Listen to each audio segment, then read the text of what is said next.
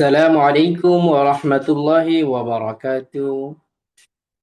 সম্মানিত শিক্ষার্থীবৃন্দ, আলিফ বা অনলাইন একাডেমির পক্ষ থেকে আন্তরিক শুভেচ্ছা। আমাদের ধারাবাহিক ক্লাসের মধ্য থেকে আজকে হচ্ছে প্রথম ক্লাস। আজকে আমরা শিখব আরবি হরফের উচ্চারণগুলো কিভাবে করতে হয়। ওকে, তাহলে চলুন আমরা ক্লাসটি শুরু করি। প্রথমে আমাদের জানতে হবে আরবি হরফ মোট 29টি। তার মধ্য থেকে প্রথম যে হরফটি আছে সেটি হচ্ছে আলিফ। আলিফ মুখের খালি জায়গা হতে উচ্চারিত হয়, যেমন আলিফ। হ্যাঁ, আমার সাথে বলতে হবে আলিফ। হ্যাঁ, তারপরে আছে বা। বাটা উচ্চারিত হয় আমাদের যে ঠোঁট, এখানে যে ভিজা জায়গা অংশটুকু আছে, এই অংশ থেকে বা উচ্চারিত হয়, যেমন বা। বা। হ্যাঁ, আমার সাথে বলো বা। হ্যাঁ, তারপরে আসো জিহ্বার আগা সামনের উপরের দুই দাঁতের গোড়ার সঙ্গে লাগিয়ে উচ্চারিত হয় তা। তা। হ্যাঁ, আরেকবার আমার সাথে বলতে হবে তা। তারপরে সা।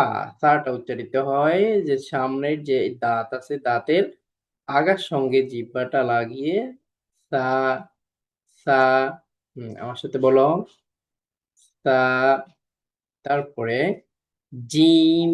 জিমটা উচ্চারিত হয় আগা সামনের জিহ্বার মধ্যখান তার বরাবর উপরের তালুর সঙ্গে লাগিয়ে জিম উচ্চারিত হয়, যেমন জিম। আমার সাথে বলো জিম। হুম, তারপরে হা। হাটা উচ্চারিত হয় আমাদের যে কণ্ঠনালী আছে, কণ্ঠনালীর মধ্যখান থেকে হা। হা। তারপরে আছে খ। খটা উচ্চারিত হয় আমাদের যে কণ্ঠনালী আছে, কণ্ঠনালীর শেষ অংশ থেকে খ।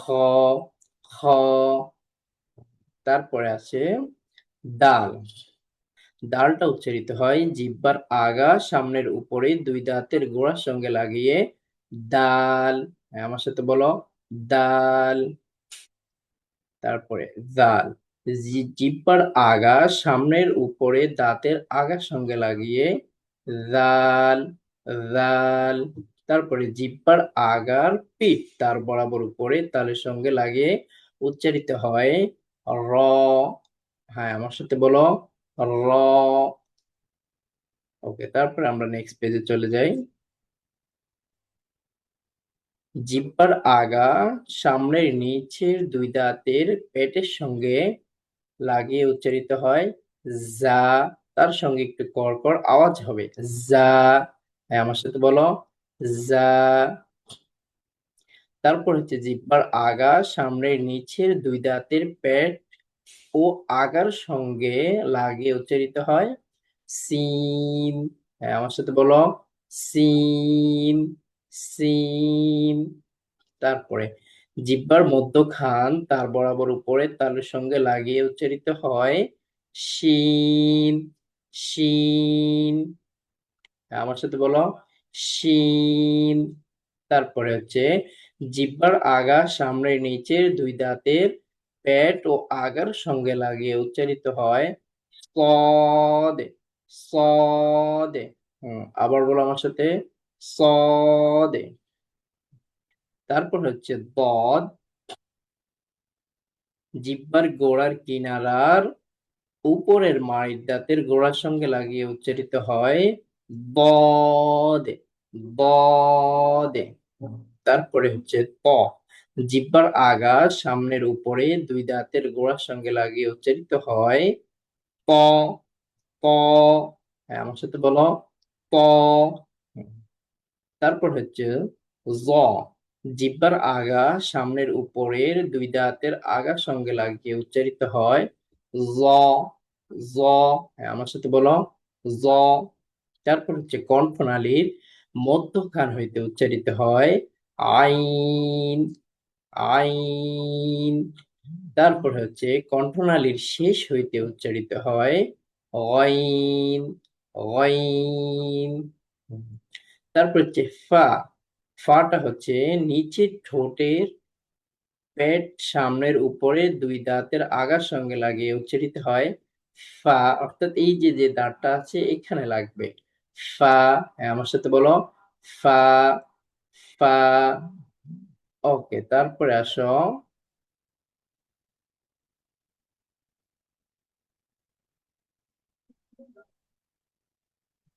তারপর হচ্ছে জিহ্বার গোড়া তার বরাবর উপরের তালুর সঙ্গে লাগিয়ে উচ্চারিত হয় কফ, কফ। হ্যাঁ, আমার সাথে বলো কফ। তারপরে আছে কাফ, জিহ্বার গোড়া থেকে একটু আগে বাড়িয়ে তার বরাবর উপরে তালুর সঙ্গে লাগিয়ে উচ্চারিত হয় কাফ, কাফ। তারপরে জিহ্বার আগার কিনারা সামনের উপরে দাঁতের মাড়ির সঙ্গে লাগিয়ে উচ্চারিত হয় লাম, লাম। হ্যাঁ, আমার সাথে বলো লাম। হুম, তারপরে হচ্ছে দুই ঠোঁটের শুকনা জায়গা থেকে উচ্চারিত হয় মিম। তার আগে আমরা বলেছিলাম বিজা জায়গা থেকে বা উচ্চারিত হয়, আর মিমটা উচ্চারিত হয় শুকনা জায়গা থেকে মিম, মিম। তারপরে হচ্ছে জিহ্বার আগা তার বরাবর উপরে তালুর সঙ্গে লাগিয়ে উচ্চারিত হয় নুন, নুন। আর নুন বলার সময় ঠোঁটটা গোল হবে নুন। তারপর হচ্ছে দুই ঠোঁটের গোল করে সামান্য খোলা রেখে উচ্চারিত হয় ওয়াও, ওয়াও। হ্যাঁ, আমার সাথে বলো ওয়াও।